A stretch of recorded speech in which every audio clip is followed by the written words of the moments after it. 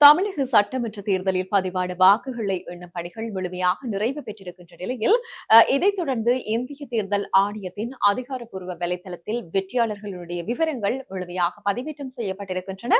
அதன்படி பாத்தீங்கன்னு சொல்லி சொன்னால் 2026 தமிழ்நாட்டு சட்டமன்ற தேர்தலில் தாவேக 108 தொகுதிகளில் வெற்றி பெற்று தனிப்பெரும் கட்சியாக உருவெடுத்திருக்கிறது. ஆளும் கட்சியாக இருந்த திமுக 73 எதிர்கட்சியாகியுள்ளது.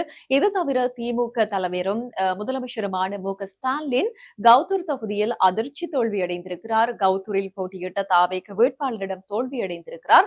இப்படி இருக்கும் நிலையில் அதிமுக 53 தொகுதிகளில் வெற்றி பெற்று 3ஆம் இடத்துக்கு தள்ளப்பட்டிருக்கிறது. இந்த தேர்தலில் திமுக கூட்டணியில் போட்டியிட்ட காங்கிரஸ் கட்சி 5 தொகுதிகளிலும், விடுதலை சிறுத்தைகள் கட்சி 2 தொகுதிகளிலும், தேமுதிக 1 தொகுதியிலும், கம்யூனிஸ்ட் கட்சி தலா 1 தொகுதியிலும் வெற்றி பெற்றிருக்கிறது. திமுக மாத்திரம் 59 தொகுதிகளில் வெற்றி பெற்றது. மறுபக்கம் அதிமுக தலைமையிலான கூட்டணியில் போட்டியிட்ட பாமக கட்சி 4 தொகுதிகளிலும், பாஜக 1 தொகுதியிலும், அமமுக கட்சி 1 தொகுதியிலும் வெற்றி பெற்றிருக்கின்றன. அதிமுக 47 தொகுதிகளில் வெற்றி பெற்றிருக்கிறது.